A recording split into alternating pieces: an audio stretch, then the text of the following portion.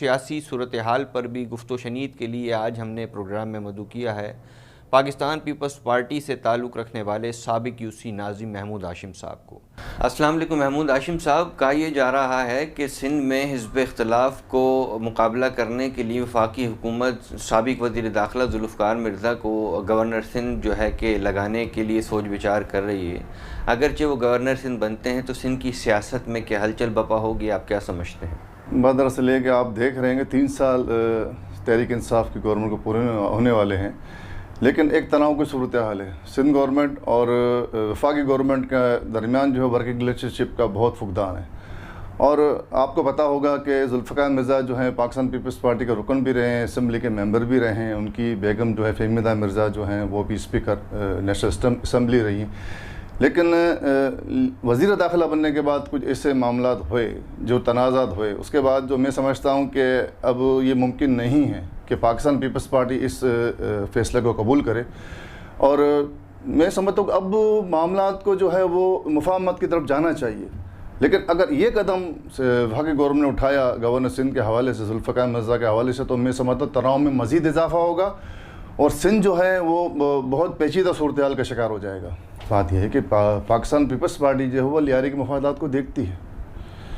आप किसी भी सेक्टर में जाएंगे आप देखेंगे कि लियारी के रोज़गार भी है, रोज़गार के हवाले से, तरक्याती कामों के हवाले से, दीगर हवाले से हमेशा जो है पाकिस्तान पीपल्स पार्टी लियारी को हमेशा अहमियत देती है।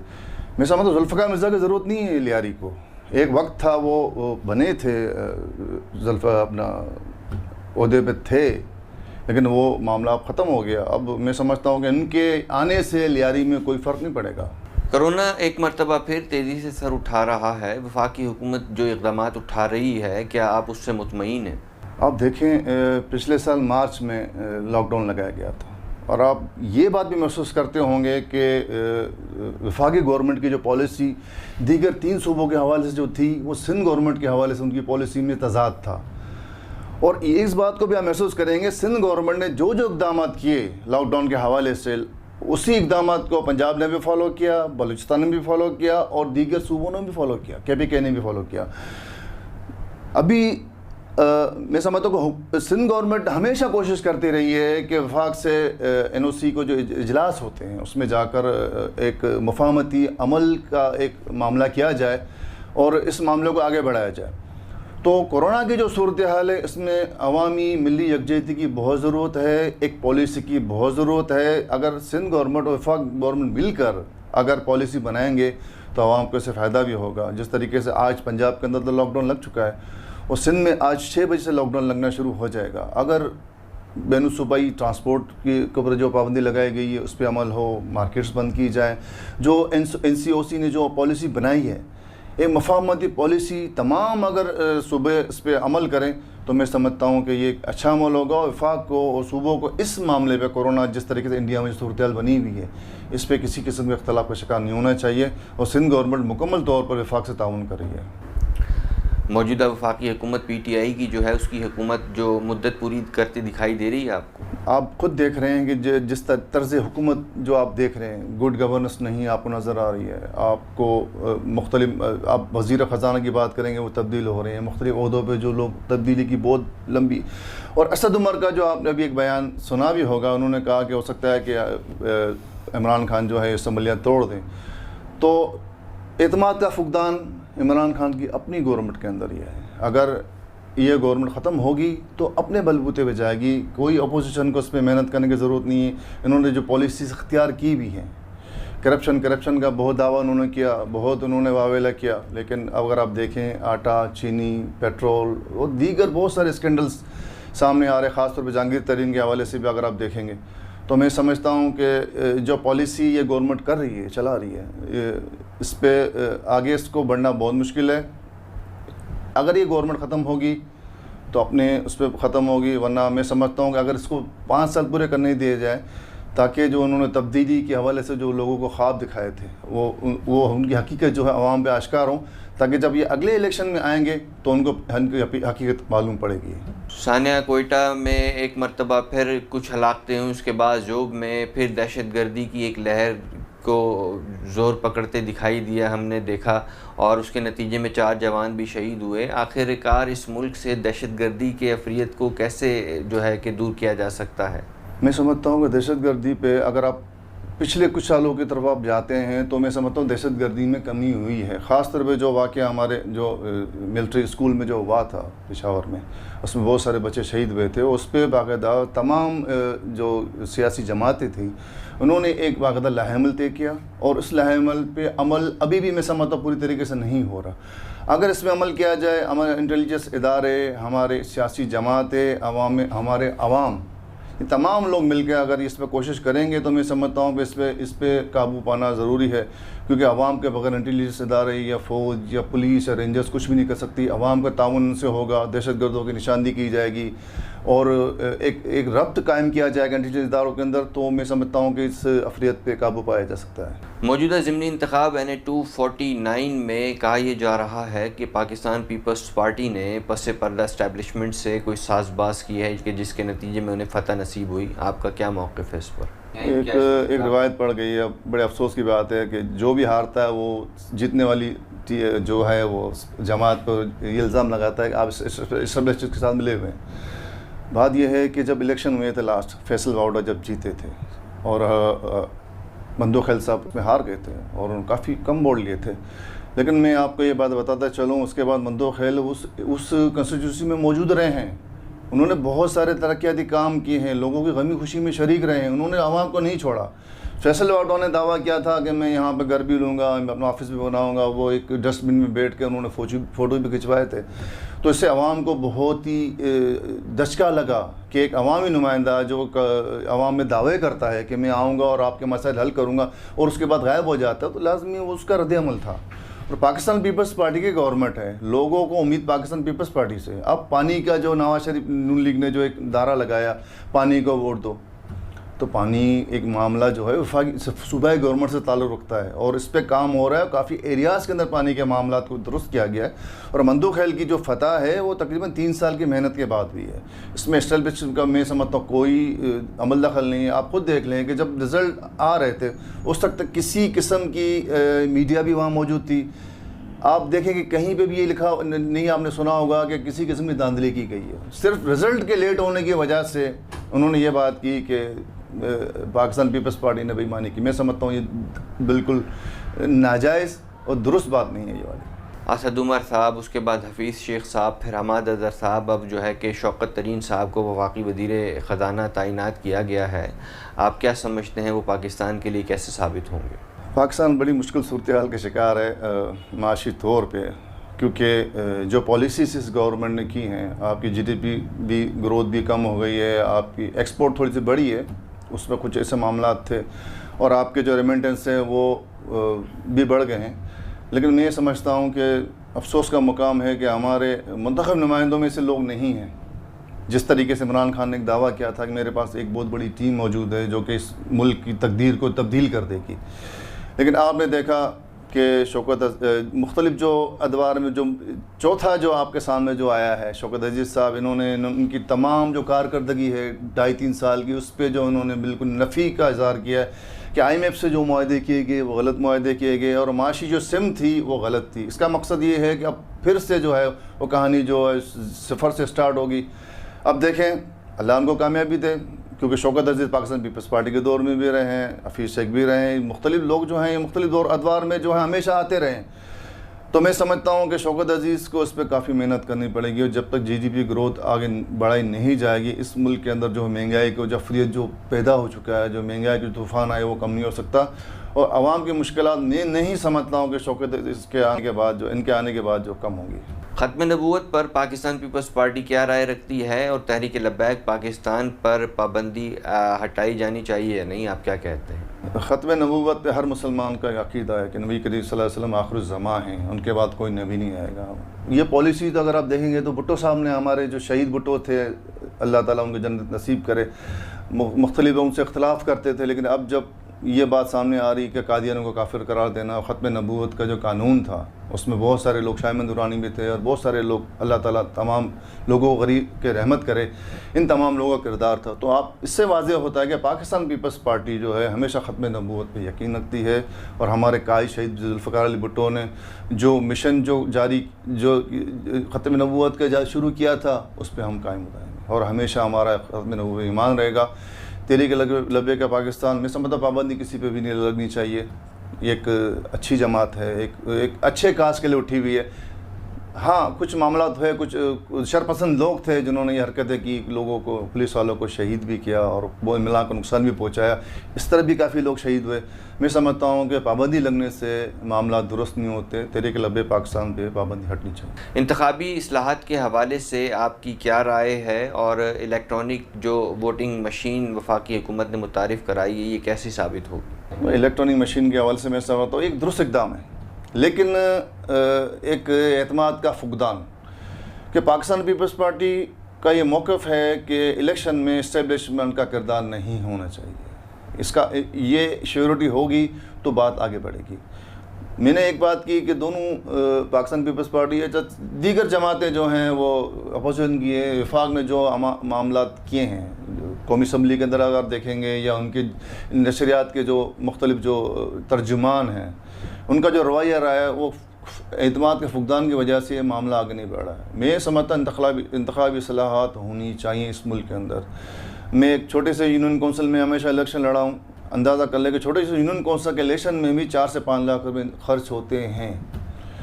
और अगर आप सूबाई की बात करेंगे तो ये और बढ़ेगा, कौमी की बात करेंगे ये और बढ़ेगा। इसको कम करना पड़ेगा। इसमें आप देखें अगर पोलिंग एजेंट भी अगर बनाए जाते हैं तो कम से कम एक पोलिंग एजेंट को 1000 से 2000 रुपये आप पेमेंट करते हो, आप लोगों को खाना खिलाते हो, आप पेनाफ्लेक्स छापते हो, आप मुख्तलिफ अखराजात करते हो। मैं समझता हूँ ये एक पैसों का ज़िया है इस कौम का। अगर शहरी एरियाज़ को अगर देखेंगे तो ये खर्च बहुत कम है, लेकिन जब आप देही एरियाज़ में जाते हैं तो वहाँ पे तो करोड़ों से बात ऊपर निकल जाती है। ऐसा निज़ाम लाया जाए कि एक आम आदमी घर से निकले, जिस तरीके से यूएस से बरतानिया वो जाके कहीं पे भी अपना वोट जाके कास्ट करे तरीके से। अब ये मुख्तलिफ बूथ्स बनाना और एक माहौल क्रिएट करना, हम इसके मुतामिल नहीं हो सकते। हम इतनी अमीर कौम नहीं है, जितना खर्च हम कर रहे हैं इलेक्शन के ऊपर इतना खर्च नहीं होना चाहिए। इलेक्शन को आसान बनाया जाए, हर बंदा जो है कहीं पर भी जाके वो अपना शनाख्ती कार्ड फीड करे और वहाँ पे जाके अपना वोट डाले। ये जो छुट्टियाँ की जाती हैं और ख़ास तौर पर अगर आप देखें बरतानिया, यूरोप, कई ममालिक में आमदादिल भी नहीं होती। हम तो इतनी माशाल्लाह के अमीर तरीन कौम है कि हम छुट्टियाँ भी करते हैं और इलेक्शन के दिनों के अंदर जो है वो लोग वोट डालने भी जाते हैं। इस इलेक्शन के अमल को आसान करना पड़ेगा। ये इलेक्शन तनाव का माहौल पैदा करता है, इस तनाव के माहौल को ख़त्म करना पड़ेगा। इसमें इलेक्शन कमीशन पाकिस्तान, अपोजिशन की तमाम जमात, हुकूमत वक्त, ये तमाम लोग बैठेंगे, एक सही और दुरुस्त लाएमल तय करेंगे तो ही कुछ मामला दुरुस्त होगा। वरना हमेशा जो पैसे वाला है, अमीर है, जागीरदार है, वो इस निज़ाम में रहेगा, वो इलेक्शन लड़ता रहेगा। एक गरीब आदमी, एक मुतवस्सित तबके का बंदा वो इलेक्शन नहीं लड़ सकता। इसको, इसके ख़र्च को, इसके मामलात को नीचे लाना पड़ेगा ताकि यार आम बंदा जो इसमें अपना पार्टिसिपेट कर सके। Chief justice of Pakistan justice Gulzar Ahmed ने 2 बड़े इदारों जो मुल्की हैं जिनमें नैब है, NDM है, उस पर सख्त बरहमी का इज़हार किया है और सख्त नाराज़ भी हुए हैं। और आप क्या समझते हैं कि जो NDM है और नैब अपनी कारकर्दगी पूरी तरह निभा नहीं रहा और दिखा नहीं रहा, क्या कहते हैं आप? बदकिस्मती हमारी यही रही है कि जो इदारे होते हैं वो हमेशा जो भी गवर्नमेंट जीत के आती है उसके माथे तो जाता है। अगर आप नैब की अगर आप मिसाल लेंगे तो आप जरदारी साहब पे मुकदमात हैं, खुर्शीद साहब पे मुकदमात हैं, नवाज शरीफ, शहबाज शरीफ, एक लंबी तवील फहरिस्त है और एक्शन जो है ज़्यादा अपोजिशन के ऊपर है। जहांगीर तरीन के ऊपर अब आया है और लेकिन जहांगीर तरीन ने अपना एक प्रेशर ग्रुप बनाया, गवर्नमेंट के ऊपर दबाव डाला और इमरान खान को एक इनके जो नुमाइंदे उनसे बात भी करनी पड़ी। तो मकसद कहने का ये है कि ये इदारे अगर इस मुल्क के अंदर तमाम इदारे, NDMA हो या नैब हो या FIA हो या एंटी करप्शन हो, जब तक हुकूमती इदारों के मातहत ये इदारे रहेंगे, जब तक ये खुद मुख्तार नहीं रहेंगे, ये मामला हमेशा चलते रहेंगे। इन मुल्क के इदारों को खुद मुख्तारी की तरफ ले जाना पड़ेगा। खुद मुख्तार होंगे, अपने फ़ैसले खुद करेंगे तो इस मुल्क का माहौल भी अच्छा होगा, इस मुल्क में करप्शन भी ख़त्म होगी, ये मुल्क तरक्की करेगा।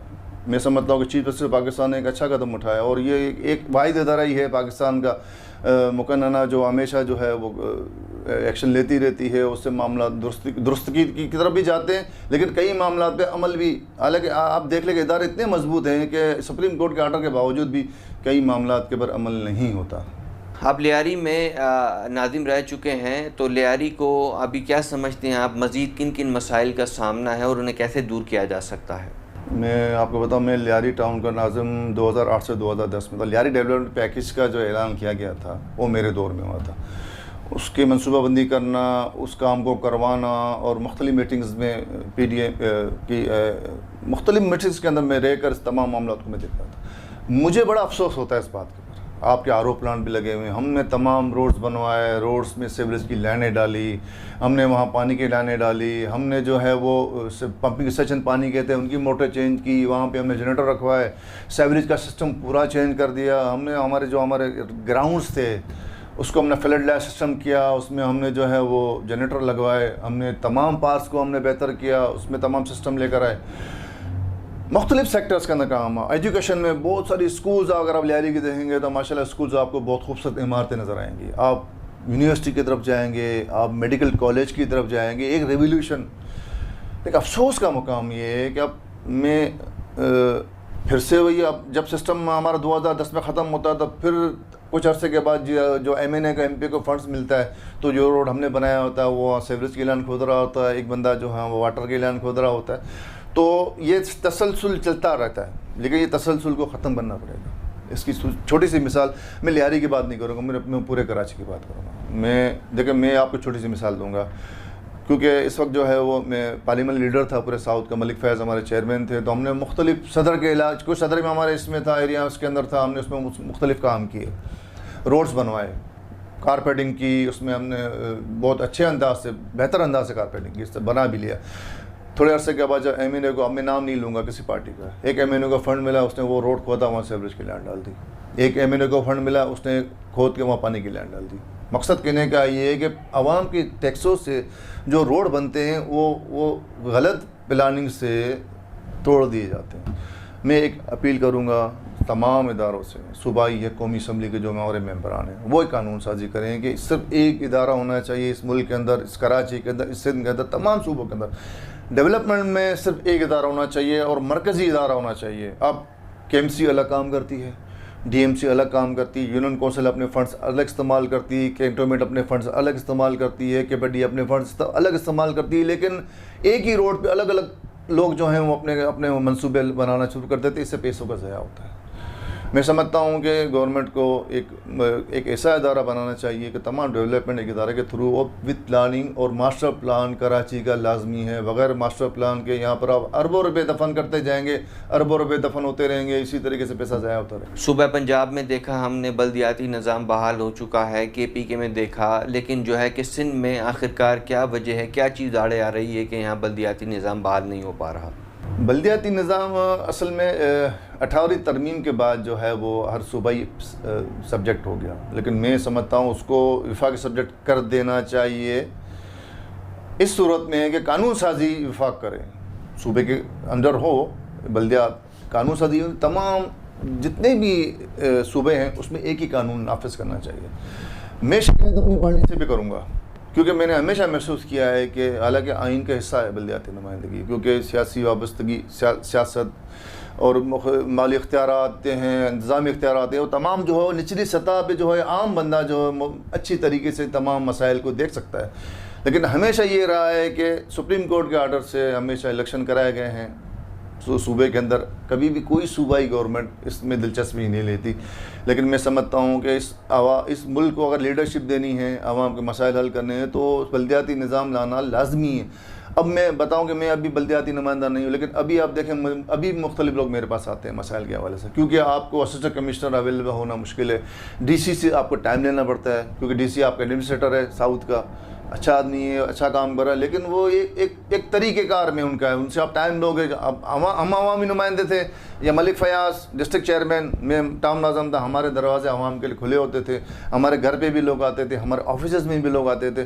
तो बल्दियाती निज़ाम लाज़िम व मलज़ूम है इस मुल्क के आइनी कवानीन के मुताबिक, और इसको नाफिज करना मैं समझता हूँ सुकम है कुछ क्योंकि कहीं पे सिंध के अंदर एमक्यू में एतराज़ करती है पीपल्स पार्टी के हवाले से कि उन्होंने अपने अपने मफादात के तहत कानून बनाया, लेकिन मैं समझता हूँ सब लोगों को आपस में बैठना चाहिए, एक ऐसा कानून बनाना चाहिए कि ताकि आवाम को रिलीफ मिले, आवाम के जो मसाइल हल होने में जो रुकावटें पैदा हो रही है वो ख़त्म हो। लियारी से बेअमनी का खात्मा हुआ, कानून नाफिज करने वालों ने बड़ी जिद्दोजहद के नतीजे में जो है कि बेअमनी पर काबू पाया, और अब ये क्या आपको लगता है कि लियारी से बेरोज़गारी का खात्मा किस तरह मुमकिन है और इसके लिए क्या स्ट्रेटजी अपनाई जानी चाहिए, इस पर क्या मौक़िफ़ रखते हैं आप, अपनी वजाहत कीजिएगा।